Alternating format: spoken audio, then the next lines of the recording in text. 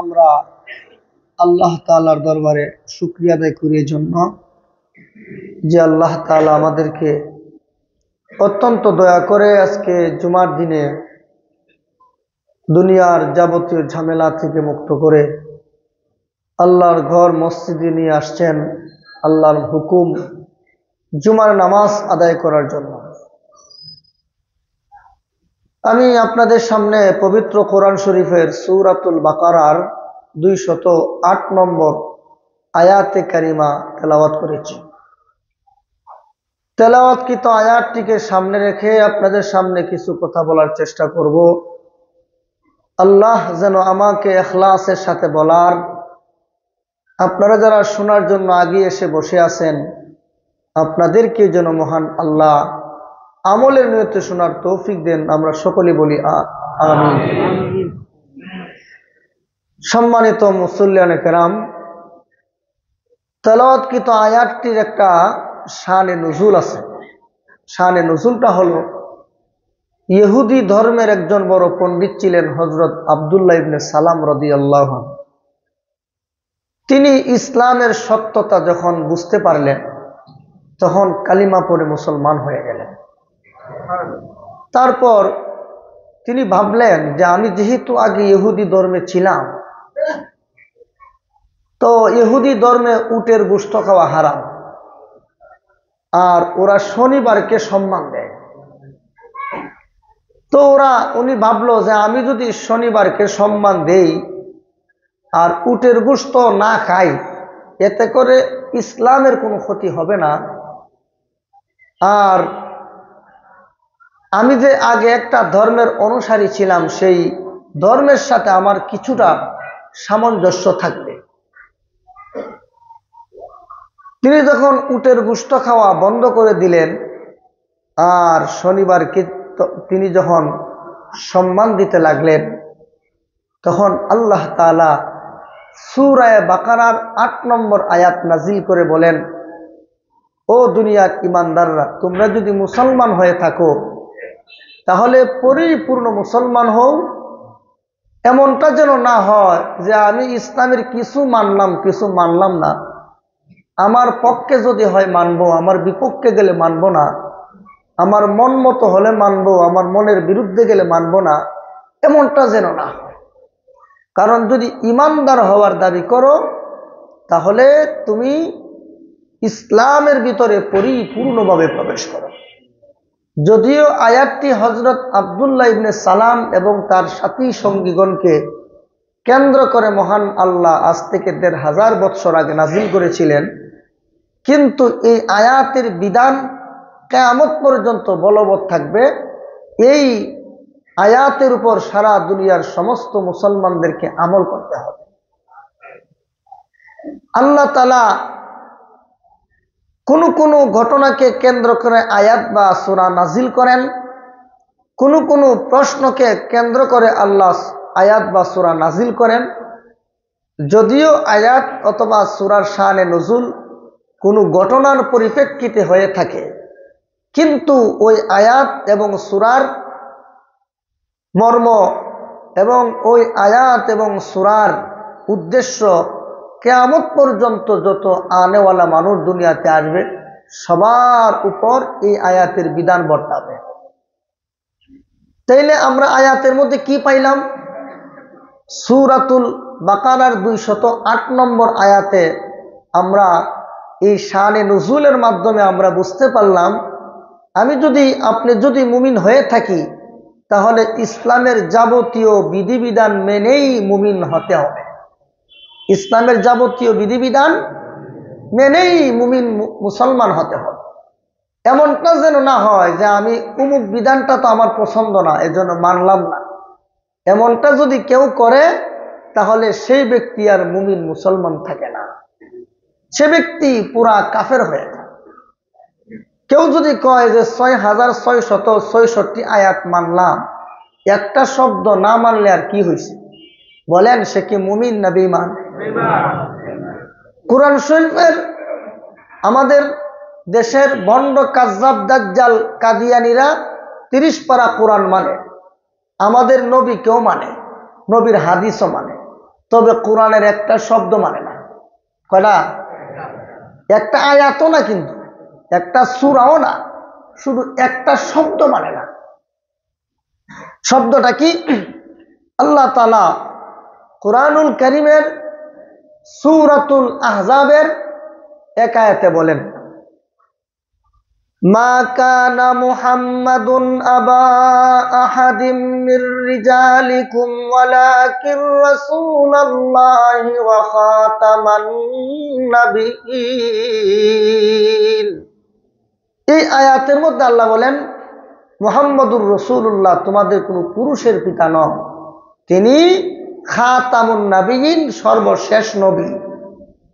তাইলে কোরআনে খাতামুন নাবিয়্যিন, খাতাম একটা শব্দ, নাম কি? খাতাম। এই খাতাম শব্দের বিভিন্ন অর্থ আছে, কিন্তু এখানে খাতাম শব্দের অর্থ হইল শেষ, মানে খতম। আমরা কোন হেরা খতম করে দেয়, খতম মানে কি? শেষ। হেরা দইরা সাইজ করে দেয়, খতম করে দেয়, এর মানে কি? শেষ। সরল সহজ ভাষা আমরা বুঝে থাকি খতম। আল্লাহ তাআলা বলেন মুহাম্মদ সাল্লাল্লাহু আলাইহি সাল্লাম তিনি কোনো পুরুষের পিতা নন, তিনি শেষ নবী। তাইলে দুনিয়ার কাদিয়ানীরা আমাদের নবীকে মানে, কিন্তু নবীর একটা গুণ, শেষ নবী, শেষ কথাটা মানে না। বলেন কাদিয়ানীরা কি মুসলমান না বেঈমান? 30 পারা কোরআন অস্বীকার করার কারণে বেঈমান, একটা আয়াত অস্বীকার করার কারণে, শুধুমাত্র একটা শব্দ অস্বীকার করার কারণে। কি বলেন আপনারা?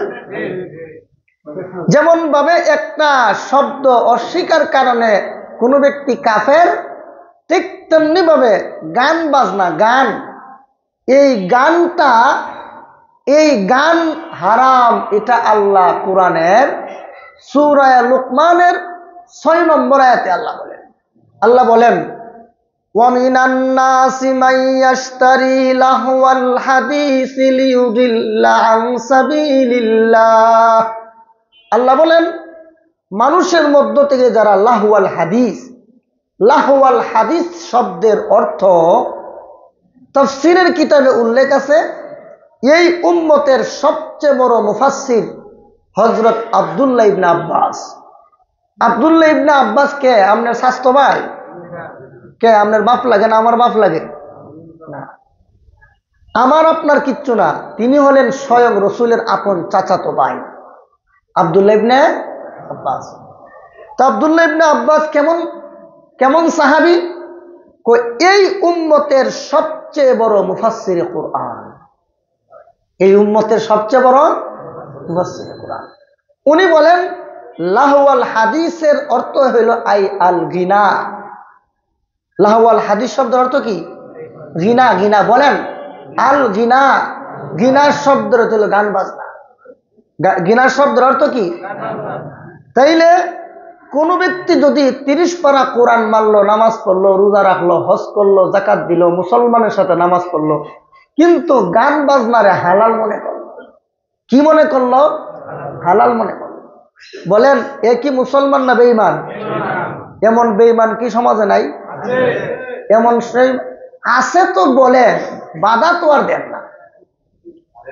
আছে তো সবাই বলতে পারে, বাধা দেননি, বাধা দেন না। সুতরাং জি আছে কথা বলার দরকার নেই। আল্লাহ তাআলা বলেন ওয়ামিনান নাসি মান ইয়াশতারি লাহওয়াল হাদিসি লিয়ুদিল্লা আন সাবিলিল্লাহ।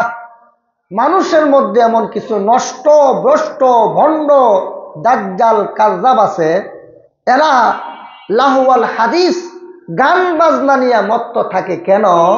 লিয়ুদিল্লা আন সাবিলিল্লাহ, এরা মানুষকে আল্লাহর পথ থেকে গুমরাহ করার জন্য, বিভ্রান্ত করার জন্য। আমাদের দেশে গায়ে হলুদ বলেন আর বিয়ে শাদী বলেন, যে সমস্ত গান বাজনার অনুষ্ঠান হয়, এখানে শুধু গান বাজনা হয় না, পাশাপাশি মদ খাওয়াও হয়। মদ খায়া মাতাল হয়, মাতাল হইয়া নাচানাচি করে। আবার যদি জিগাও তুমি কি ইহুদ নাসারা না মুসলমান, কয় আমি মুসলমান। আচ্ছা, এটা কি মুসলমানের কাম না ইহুদ নাসারার কাম? তাইলে লাহু আল হাদিস সূরা লুকমান, আমি তো রেফারেন্স সহকারে বলছি, আমার বয়ানগুলো রেকর্ড হচ্ছে। এটা আমি যদি পরে অস্বীকার করি ধরা পড়ে যাব।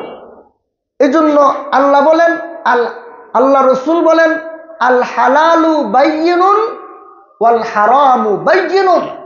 যেটা হালাল ওইটা একদম স্পষ্ট ক্লিয়ার, আর যেটা হারাম ওইটাই স্পষ্ট ক্লিয়ার।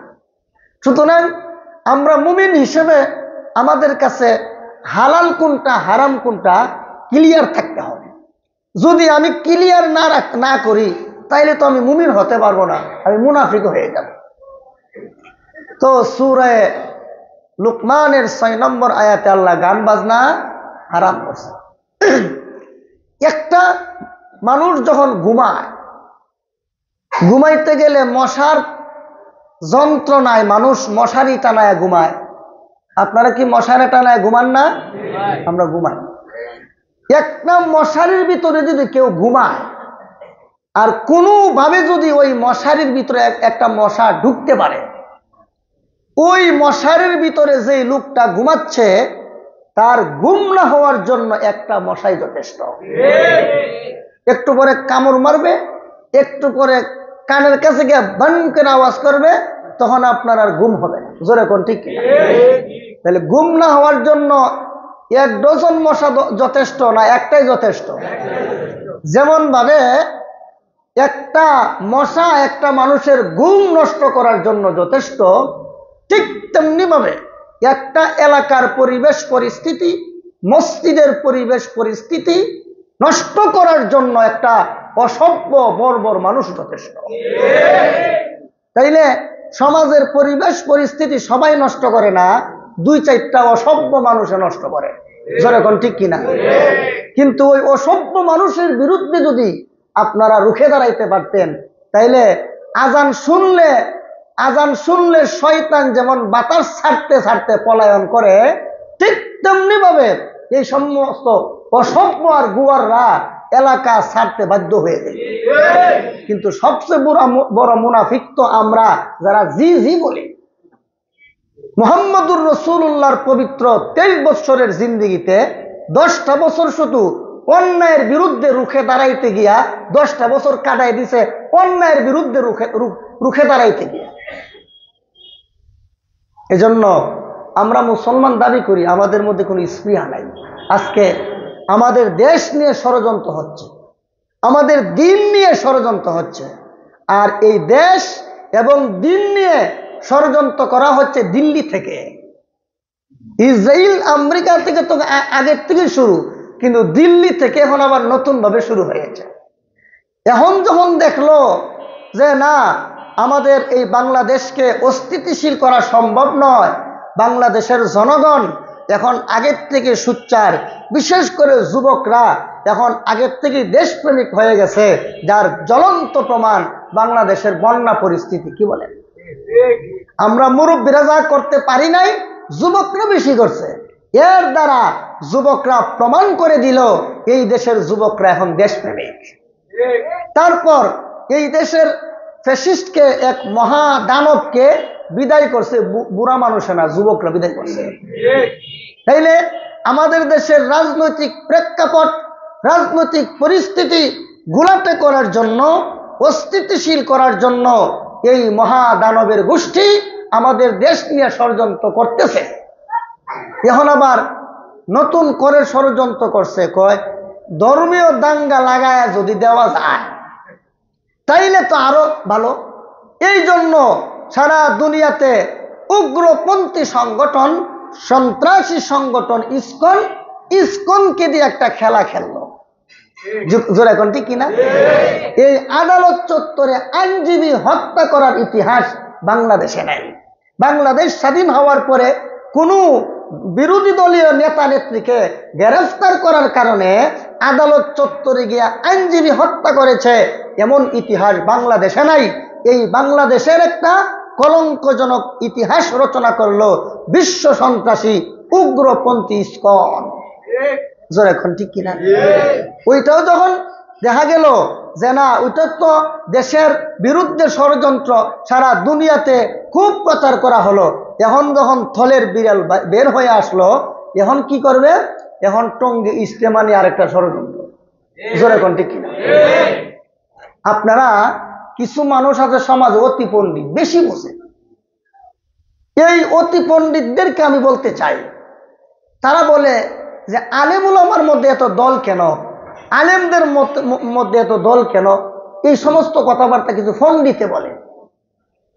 এলেম নাই, কালাম নাই, বিদ্যা নাই, বুদ্ধি নাই, ওযু নাই, গোসল নাই, পাক নাই, নাপাক নাই, হালাল নাই, হারাম নাই, সে বলে আলেমদের মধ্যে এত দল কেন?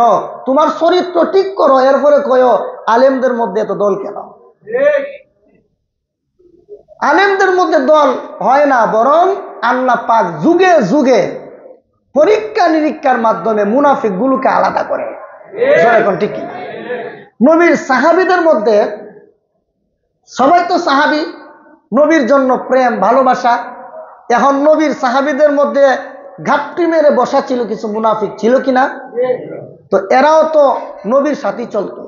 এখন আল্লাহ কোরআনের আয়াত নাজিল করে বলে, নবী গো, আপনি যাদের সাথে চলেন এরা তো সবাই ভালো, কিন্তু কিছু লোক আছে এরা মুনাফিক, এদেরকে আপনি চিনেন না। আল্লাহ চিনায় দিলেন। আল্লাহ বলেন, ওয়ামিন আহলিল মাদিনাতি মারাদু আলান নিফাকি লা তা'লামুহুম নাহনু না'লামুহুম। হে রাসূল করিম সাল্লাল্লাহু আলাইহি সাল্লাম, আপনার আশপাশে কিছু মুনাফিকরা ঘুরে, আপনাদেরকে চিনেন না, জানেন না। আমি আল্লাহ এদেরকে চিনায় দিলাম, জানায় দিলাম, সাবধান, এদের ধোঁকায় কোনোদিন পড়বেন না। এরা নবীরে ধোঁকা দিত কেমনে? আল্লাহ সূরা মুনাফিকুন নামে একটা সূরা নাজিল করে, এই সূরার প্রথমে আল্লাহ ঘোষণা দিয়ে বলেন, ইযা জাআকাল মুনাফিকুনা ক্বালু নাশহাদু ইন্নাকা লারাসূলুল্লাহ ওয়াল্লাহু ইয়ালামু ইন্নাকা লারাসূলুহু ওয়াল্লাহু ইয়াশহাদু ইন্নাল মুনাফিকিনা লাকাযিবুন।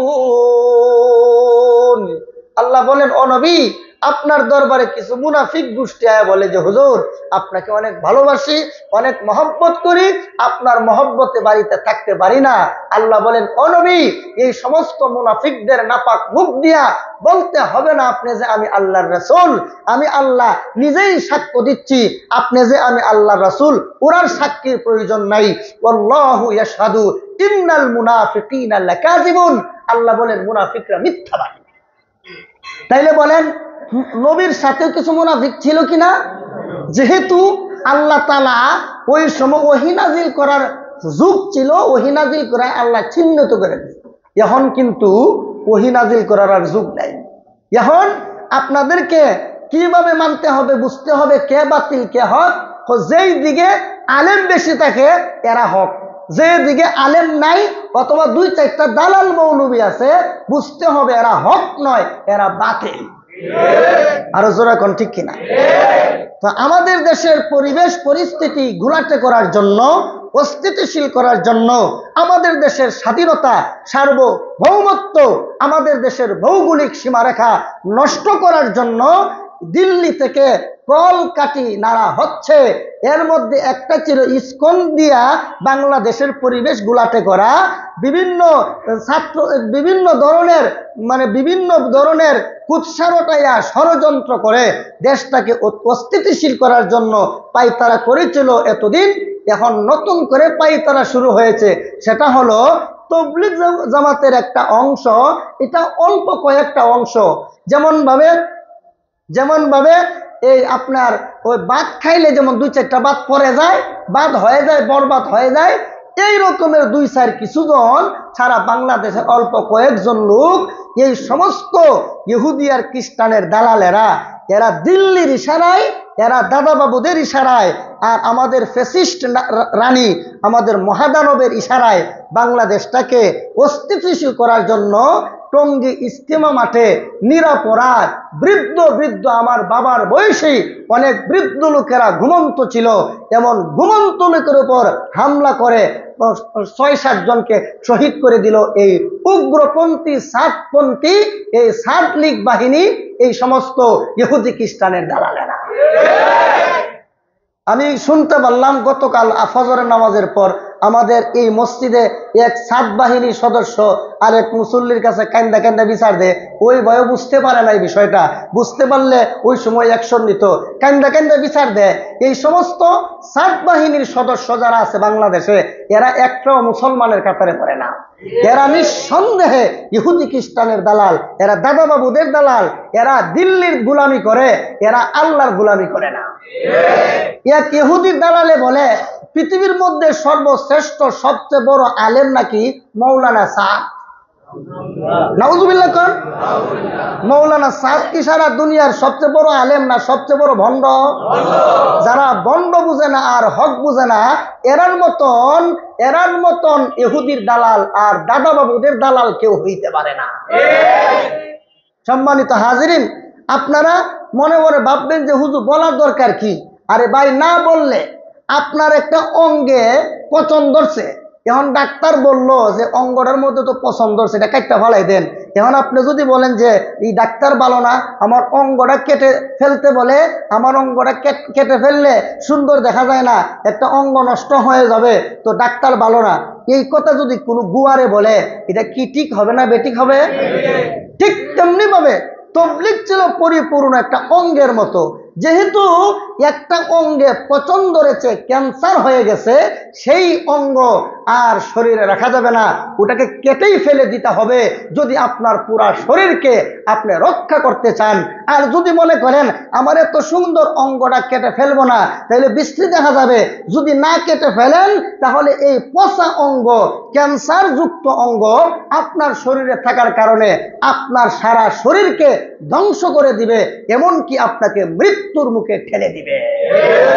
তাহলে আবার বুঝুন, তবলিগের মধ্যে যে সমস্ত ভণ্ড বেঈমান কাজ্জাব ইহুদি খ্রিস্টানের দালালরা ঢুকে পড়েছে, এদেরকে চিহ্নিত করে এই দল থেকে বহিষ্কার করার দরকার আছে কিনা? এই সমস্ত ইহুদি খ্রিস্টানের দালাল এরা প্রচার করে, একটা হলো সাদপন্থী, একটা হলো জুবায়ের পন্থী, বলে কিনা? জুবায়ের পন্থী বলতে কিচ্ছু নাই। জুবায়ের পন্থী বলে কেউ কোনোদিন বলছে? যারা উলামায়ে কেরামের সাথে আছে, কোনোদিন কোনো আলেমের মুখ দিয়ে শুনছেন যে জুবায়ের পন্থী? না, বলে আলমী সুরার তত্ত্বাবধানে চলবে, অর্থাৎ সারা দুনিয়ার সমস্ত হক্কানি আলেমদের তত্ত্বাবধানে চলবে। এই মৌলানা সাদ আর বিশ্ব সন্ত্রাসী বুশের মধ্যে কোনো ব্যবধান নাই। কেমনে ব্যবধান নাই? যখন ইরাকের উপর বুশ হামলা করে, তখন বুশ বলেছিল, এই সাদ্দাম, তুমি গণবিধ্বংসী অস্ত্র বানাইছো। সাদ্দামে কো আমি বানাই নাই। বুশে কোনা বানাইছ? সাদ্দামে কো আর আমি বানাই নাই। বুশ কোনা তুই বানাইছ। এখন এই বুশ কথা শুনে না, যুক্তি মানে না, কোনো ধরনের কথা শুনতে চায় না, গায়ের জোরে, চাপার জোরে চালায় দিল না, ইরাকে সাদ্দাম গণবিধ্বংসী অস্ত্র বানিয়েছে, সুতরাং এই ইরাককে ধ্বংস করতে হবে। আচ্ছা, ইরাকে বুশে হামলা করেছিল কিসের অজুহাতে? কোনো অন্যায়ের অজুহাতে? চাপার জোরে, গায়ের জোরে। জোরে বলুন ঠিক কিনা? যেমন ভাবে বুশ গায়ের জোরে আর চাপার জোরে ইরাকে হামলা করেছিল, ঠিক তেমনি ভাবে বিশ্ব সন্ত্রাসী ইহুদি খ্রিস্টানের দালাল মৌলানা সাদ, সে আমির না, বরং ইহুদি খ্রিস্টানের টাকা খাইয়া, দিল্লির টাকা খাইয়া, মোদি দাদার টাকা খাইয়া, টাকার গরমে হ্যাঁ আমি আমির। তোরে কে আমির বানাইছে? তোরা আমির বানানোর মতো ঘোষণা সারা পৃথিবীর মধ্যে সবচেয়ে বিশুদ্ধতম শিক্ষা প্রতিষ্ঠান দারুল উলুম দেওবন্দ মাদ্রাসা, সেই দেওবন্দ মাদ্রাসা থেকে ফতোয়া দেওয়া হয় নাই যে তুমি আমির না, তুমি গায়ের জোরে, চাপার জোরে দিল্লির মসনদ দখল করার মতো একটা অবস্থা, যে দিল্লির ওই যে নিজামুদ্দিন সে দখল করে আছে। এটা কি শরীয়ত সম্মতভাবে দখল করছে না চাপার জোরে আর গায়ের জোরে? চাপার জোরে আর গায়ের জোরে। এই মৌলানা সাদের অনুসারীরা এরা আল্লাহর তবলিগ করে না, এরা মৌলানা সাদের তবলিগ করে। এরা কত বড় বেয়াদব!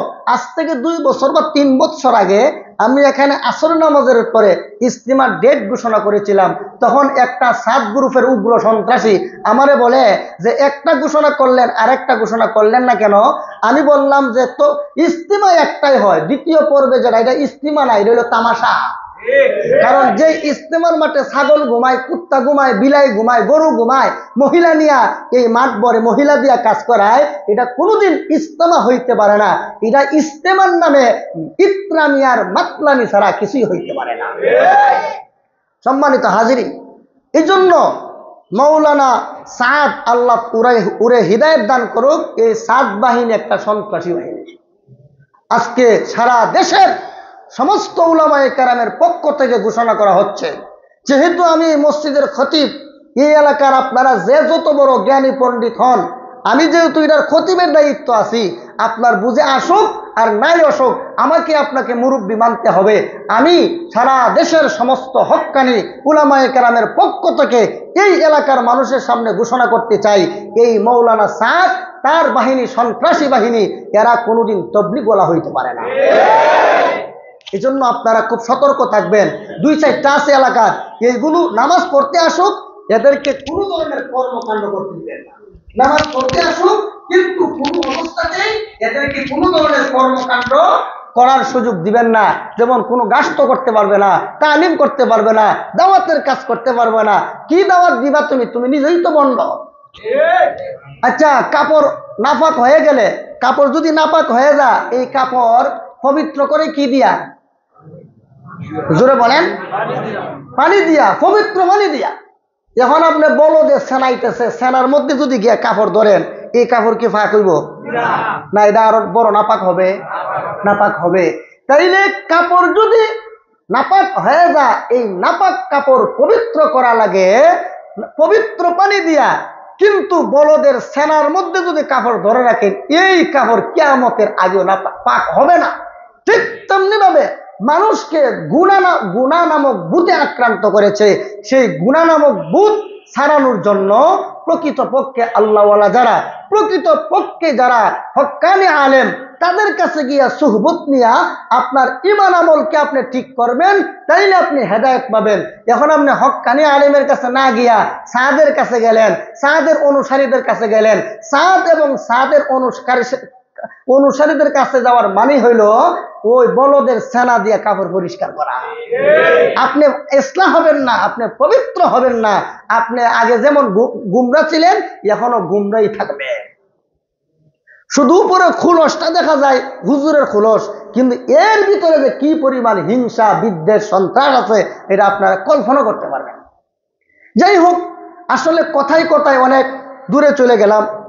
যে কোনো এক মসজিদের ইমাম সাহেব আমার ফোন দিয়ে, হুজুর আছে কোন বয়ান করবেন? আমি মাথা ঠিক নাই, কোন বয়ান যে করি এখনো বলতে পারি না। হুজুর সাদের বিরুদ্ধে বয়ান করতাম, কিন্তু আমার তো ভয় লাগে। আমি কই মিয়া কি আর ভয়? হক হকই হক। আপনার বুকের সামনে যদি পিস্তল ধরে এরপরে বলবেন যে হক, তো এরকমের যদি না হয় তাহলে আপনি কি করবেন? আমি কই আমি এই সাদরও একটু সায়স্তা করুন। তো তাইলে আমি একটু সাহস পাইলাম। আমার মুসল্লিরা যদি এই বয়ান করলেন কেন, তখন আমি দৃষ্টান্ত দিব যে নবীনগরের হুজুরে করছে। আমি হ্যাঁ, আমি যে বয়ান করছি এটার দিয়েন যে হুজুরে এই বয়ান করছে। কারণ আমার এলাকার মুসল্লি এত বেয়াদব না যে হুজুরে বয়ান করব, বয়ানের বিরুদ্ধে গিয়ে রাস্তাঘাটে আন্দোলন করব। আছে 2-4 জন মানুষ, এরা বয়ানটা লম্বা হয়ে যায়, এই জন্য একটু আপত্তি করে, ওই পেশারে ধরে না, দাওয়াত খাইতে যাত। আমি ঠিক আছে মানলাম যে আপনার ডায়াবেটিস, পেশাব, তো আপনি মসজিদ একটু পরে আয়েন, একটার পরে আয়েন, পেশাব টেশাব শিশু মুসু দিয়া, আগুমু দিয়া একেবারে একটার পরে আইসেন, তাইলে তো আপনার আর পেশাবের কোনো সমস্যা থাকে না। আর আপনি যদি এতই দাওয়াত খাওয়ার শখ, তাহলে যেই এলাকায় দাওয়াত খাইবেন সেই এলাকার মসজিদে গিয়া জুম্মার নামাজটা পড়লেই তো হয়, তাইলে তো আর কোনো সমস্যা থাকে না। আচ্ছা, তারপরও মানলাম যে ঠিক আছে আপনাদের কষ্ট হয়ে যায়, তো আমার বয়ানটা লম্বা হয়ে যাওয়ার কারণে যদি আমি অপরাধী হয়ে থাকি, আপনারা ফতেঘাটে মিছিল করেন। 2 দিন আগে যে মসজিদের সামনে 11টা থেকে 4টা পর্যন্ত গান বাজনা হইল, তখন এই প্রতিবাদী দল কোথায় ছিলেন? হ্যাঁ, শুধু হুজুরের বিরুদ্ধে স্লোগান দিতে জানেন। ইমাম মুয়াজ্জিনের তো সহজ পাই যায়, কারণ আমরা তখন ক্যাডার বাহিনী নেই। 2-4টা ক্যাডার বাহিনী থাকতো, আর থাপড়ায় দাঁত সব ফালাই দিত, তাহলে দেখতেন একটাও সামনে আসতো না। কেমন দেখে যে হুজুরের আত্মীয় স্বজন নাই, কিচ্ছু নাই, কিছু কইলে কেউ প্রতিবাদ করতো না। ইচ্ছা মতো হুজুর রে সায়স্তা করো। ওই ছোটবেলা একটা সুকুমার রায়ের একটা একটা এই আপনারা হয়তো সবাই পড়ছেন একটা কবিতা। কবিতাটা হলো, বাবুরাম সাপুরেই কোথায় যাস বাপুরেই, আই বাবা দেখে যা দুটো সাপ রেখে যা, যেই সাপের চোখ নেই মুখ নেই শিং নেই, ছুটে না কু হাঁটে না কাউকে যে কাটে না, করে না কু ফুসফাস মারে না কু ডুস দাস, সেই সাপ জ্যান্ত গোটা দুই আন্ত, তেরে মেরে ডান্ডা করে দেব ঠান্ডা। অর্থাৎ এই কবিতার সারমর্ম হইল, দুষ্ট ছেলে ফেলেরা একটা সাপুরি আরে লাগাল পেয়ে বলে, ও সাপুরে আমাদেরকে দুইটা সাপ দেও, তবে এমন সাপ দেও যেই সাপটা ফুসফাস করে না, একেবারে উৎপাত করে না, দংশন করতে পারে না, তবে এটা জীবিত হওয়া লাগবে, একটু নড়াচড়া যেন করে, জীবিত না করলে এটা পিটাইয়া সুজা করুন কেমনে। সাপ চায়, কিন্তু এমন সাপ চায় যেই সাপে ফুসফাস করে না, গর্জন দেয় না, হুঙ্কার দেয় না, দংশন করে না। এমন সাপ চাষ কেন? এই সাপ চায় এই জন্য এটার জন্য সময় মতো পিটায়া ঠান্ডা করতে পারে। যেরকম ঠিক কিনা? আমরার দেশের মুনাফিকের দল, এরাও আলেম চায়, ইমাম চায়, মুয়াজ্জিন চায়, তবে এমন ইমাম চায়, এমন মুয়াজ্জিন চায়, এদের মন মতো যখন মন চাই তখন, যেখানে মন চাই সেখানে হুজুরে যেন ধমক দিতে পারে, হুজুরের সাথে যেন বেয়াদবিমূলক আচরণ করতে পারে। এরা এই ধরনের হুজুর চায় এবং এরা এই ধরনের ইসলাম চায়। এই ধরনের মুসলমান ওই সাপুরের কাছে যারা সাপ চেয়েছিল, ওই সমস্ত পোলা পাইনের মধ্যে কোনো ব্যবধান নাই। সম্মানিত হাজিরিন, আপনারা যদি ইমানের সাথে মরতে চান, ইমানের সাথে যদি মরতে চান, তাইলে কিন্তু আপনারা ইমানের সাথে মরতে হলে শরীয়তের হালালকে হালাল বলতেই হবে, হারামকে হারাম বলতে হবে, আর যেটা হক সেটাই গ্রহণ করতে হবে। সব বাতিল পন্থা পরিহার করে হকের পথে আসতে হবে। আল্লাহ বলেন, ওয়াকুল জাআল হাক্কু ওয়া যাহাকাল বাতিল ইন্নাল বাতিলা কানা যাহুকা। আল্লাহ বলেন, সত্য এসেছে, মিথ্যা দূরীভূত হয়ে গেছে। তাইলে কি বুঝলেন? একটা হক একটা বাতিল, বাতিল ধ্বংস, বাতিল একসময় শেষ হয়ে যায়, কিন্তু হক মিটু মিটু অবস্থায় থাকলো। এক সময়ে হক এই পৃথিবীতে রাজত্ব করেছিল, ইনশাল্লাহ সেদিন আর বেশি দূরে নয় যে হক এক সময় এই পৃথিবীতে রাজত্ব করবে। সুতরাং আমরা হকের পথে আসি, যতদিন থাকবো হকের পথে থাকবো। হকের পথে থাকতে গিয়া কেউ যদি আমাকে গালাগালি করে, হিংসা করে, বিদ্বেষ করে, আমার সাথে শত্রুতা পোষণ করে, করতে থাকুক, আমি হক গ্রহণ করি। কারণ হক নিয়ে যদি মরতে পারি তাহলে আল্লাহ আমাকে জান্নাতের মেহমান বানাবেন। হক যদি গ্রহণ না করি তাহলে আল্লাহ তাআলার কাছে আমাকে জবাবদিহি করতে হবে। বলেন আমরা হক গ্রহণ করব না হক ছাইরা দিব? মৌলানা সাদ হক না বাতিল? ছাড়বো না ধরবো? ছাড়বো। শুধু ছাড়বো এমন না, ঘৃণার সাথে প্রত্যাখ্যান করলাম, ঘৃণার সাথে এই সন্ত্রাসী বাহিনীকে প্রত্যাখ্যান করলাম। সম্মানিত হাজিরিন, আল্লাহ কো হক তো আমার পক্ষ থেকে, ইচ্ছা হইলে মানো, ইচ্ছা হলে ছেড়ে দাও। হক কার পক্ষ থেকে? এটা কি আমার কথা না কোরআনের কথা? কোরআনের কোন সূরা আছে জানেন? সূরাতুল কাহাফের 29 নম্বর আয়াতে আল্লাহ বলেন ওয়াকুলিল হাক্কু মির রাব্বিকুম। হে রাসূল, আপনি বলুন হক তোমাদের রব আল্লাহর পক্ষ থেকে। হক কার পক্ষ থেকে? আল্লাহর পক্ষ থেকে। ভাইরা আমার, আল্লাহ রাব্বুল আলামিন আমাদের বিশ্ব নবী রাহমাতুল লিল আলামিনকে বলেন, ওগো নবীজি, ওয়াকুলিল হাক্কু মির রাব্বিকুম, হে রাসূল আপনি বলুন কুলিল হাক্কু মির রাব্বিকুম, রব তোমাদের রবের, হক তোমাদের রবের পক্ষ থেকে। আমি আল্লাহ রাব্বুল আলামিন দুনিয়ার জীবনে মানুষকে হক গ্রহণ করার জন্য আমি আল্লাহ বাধ্য করি না। ফামান শাআ ফালইউমিন ওয়া মান শাআ ফালইউকফির। আল্লাহ রাব্বুল আলামিন বলেন, ওগো নবীজি, আপনার উম্মতের কেউ যদি হক গ্রহণ করে তাইলে মনে চাইলে হক গ্রহণ করুক, আর না হয় হককে প্রত্যাখ্যান করুক। তবে একটা কথা জানায় দেন, ইন্না আ'তাদনা লিজ-জালিমিনা নারা আহাতা বিহিম সুরাদিকুহা। আল্লাহ রাব্বুল আলামিন বলেন, ওগো নবীজি, যেই সমস্ত জালেমের দল হককে প্রত্যাখ্যান করবে, হক গ্রহণ করবে না, আমি আল্লাহ রাব্বুল আলামিন তাদের জন্য আমি আল্লাহ আতাদনা লিজ-জালিমিন জালেমদের জন্য আমি আল্লাহ প্রস্তুত করে রেখে দিয়েছি নারন জাহান্নামের আগুন আহাতা বিহিম সুরাদিকুহা। ওই জাহান্নামের আগুন জালেমদেরকে এমন ভাবে বেষ্টন করে আছে, ওই জাহান্নামের আগুন প্রাচীর সহ বেষ্টন করে আছে। ভাইয়ার আমার, শুধু তা না, এরপরের অংশে আল্লাহ বলেন ইয়াস্তাগীসু ইউগাসু বিমাইন কালমুহলি ইয়াশুবিল বুজুহ।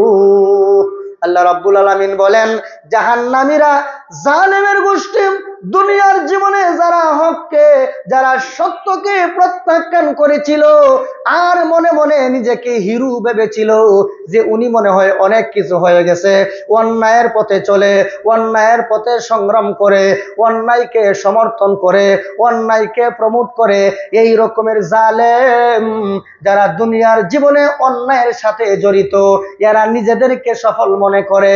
আল্লাহ রাব্বুল আলামিন বলেন ইয়াস্তাগীসু ইউগাসু বিমাইন কালমুহলি ইয়াশবিল বুজুহ।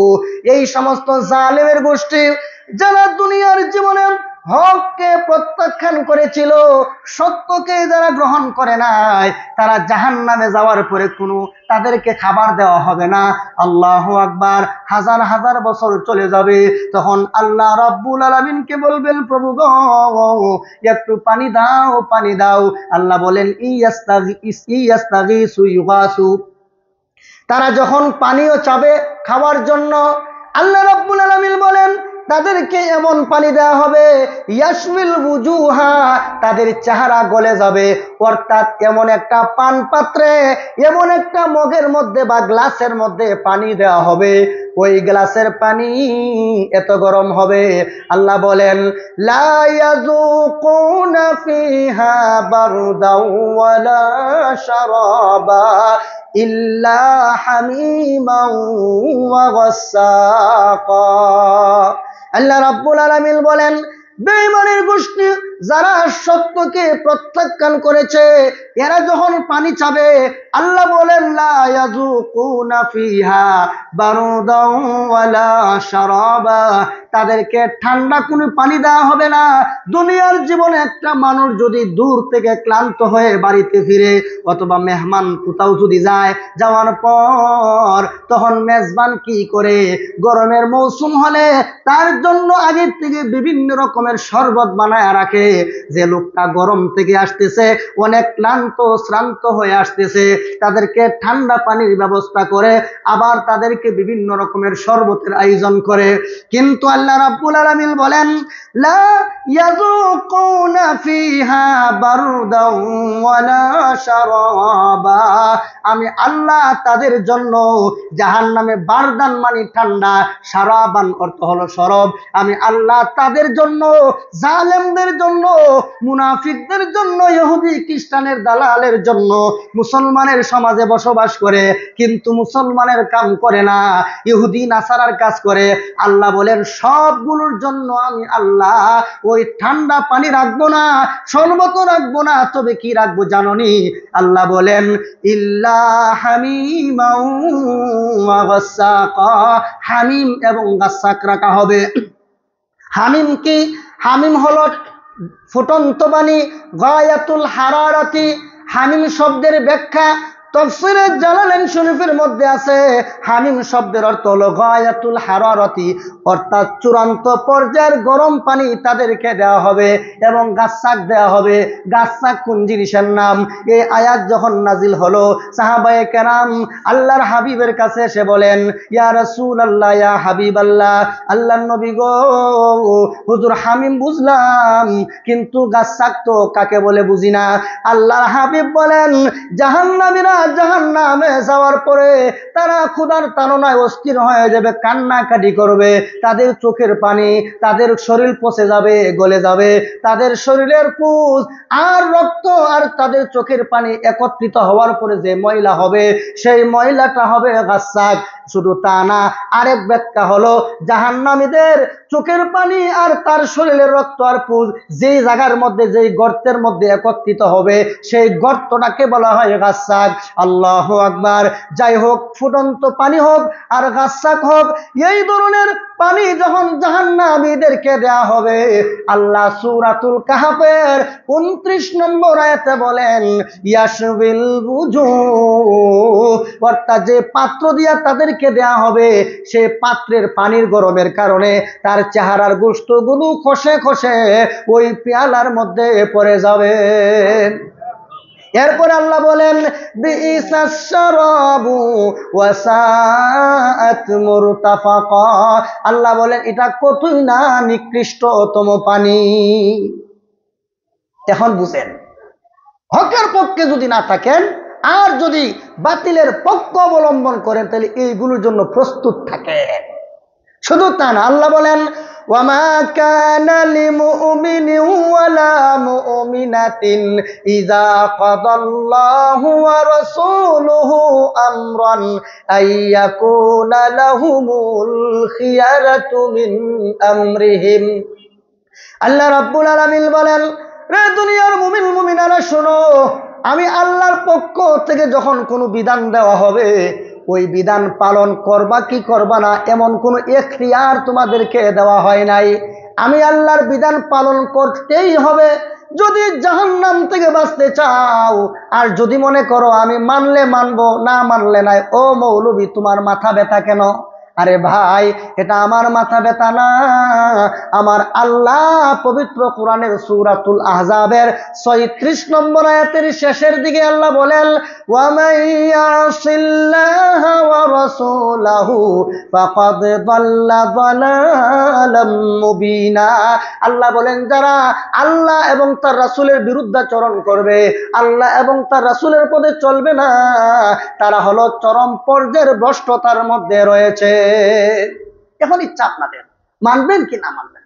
এজন্য আমি বয়ান শেষ করার আগে একটা কথা বলছি, মসজিদ পরিচালনা করার জন্য যদি কমিটি হইতে পারে, মসজিদের ওয়াজ বাস্তবায়নের জন্য যদি কমিটি হইতে পারে, তাহলে মসজিদ মহল্লায় এই এলাকায় অসভ্য কর্মকাণ্ড, কিশোর গ্যাংদের উৎপাত, মদ গাঞ্জা হেরোইন, গান বাজনা অর্থাৎ অনিসলামিক কার্যকলাপ প্রতিহত করার জন্য কমিটি দরকার আছে না? আর জোরে বলেন। আমি যদি ওই দিন গান বাজনা হয়, আমি যদি এলাকায় থাকতাম, প্রথমে আমি এদেরকে বলতাম বাইটা করেন না। এরা যদি না মানতো, আমি আমার মুসল্লিদেরকে বলতাম চলেন গিয়ে আমরা বন্ধ করি। মুসল্লির সারা যদি না পাইতাম, থানার মধ্যে আমার নাম্বার সেভ করা ওখানেও আছে, আমার কাছে আছে। ওসি সাহেব খুব ভালো মানুষ, এখন খুব মূল্যায়ন করে। ফোন দিতাম, গাড়ি আইসা বন্ধ করে দিত। যদি প্রশাসনিকভাবে ব্যর্থ হইতাম, এই দেশের আলেমদের শক্তি আপনারা মনে করেন একবারে কম। একটা মেসেজ দিতাম, শত শত ছাত্র উস্তাদ আয়া পড়তো। এত দুর্বল ভাববেন না, ফ্যাসিস্ট বিদায় হওয়ার সাথে সাথে আমরা ইনশাআল্লাহ এখন শক্তিশালী। জোরে বলতে, এত দুর্বল ভাববেন না যে হুজুর রে কিছু করে লাইবেন, এত সুযোগ আর এখন আর নাই। জোরে কোন ঠিক কিনা? এই জন্য আপনারা থাকবেন তো আমার সাথে। সব ধরনের অন্যায় অপরাধের বিরুদ্ধে আমরা রুখে দাঁড়াবো। যদি আমরা আরে ভাই হযরত মাওলানা দেলওয়ার হোসেন সাইদি নাওয়ারাল্লাহু মারকাদাহু, তিনি তার এক বক্তব্যে বলেছিলেন যে বিড়ালের মতো 500 বছর বেঁচে থাকার লাভ নাই, সিংহের মতো 1 ঘন্টা বেঁচে থাকবো। আর বেঈমান মুনাফিক নাস্তিক মুরতাদ হইয়া আর আল্লাহর নবীর দুশমন হইয়া 1000 বছর বাইচা থেকে লাভ নাই। আমি একদিন দুনিয়াতে বেঁচে থাকবো, এরপরও কোনো বাতিল তাগুতি শক্তির সামনে আমরা মাথা নত করব। আমরা ইনশাআল্লাহ অন্যায়ের বিরুদ্ধে আসি, থাকবো ইনশাআল্লাহ। যাই হোক, বয়ান যে বিষয় করা দরকার ছিল, সূরা ওই কি বাকারার কত নম্বর আয়াত, এটার ডাইরেক্ট কাছে যাইতে পারছি না। কেন গেছে? যে মাথাটা নষ্ট হয়েছে, মারামারি হয়েছে সন্ত্রাস বাহিনীর। যাই হোক, এটা ইনশাল্লাহ পরবর্তীতে আমরা আলোচনা করব। এখন কথা হইল, আমাদের এলাকায় এত সুন্দর একটা আয়োজন আমরা করতেছি। এই আয়োজনটা করতে গিয়ে আজকে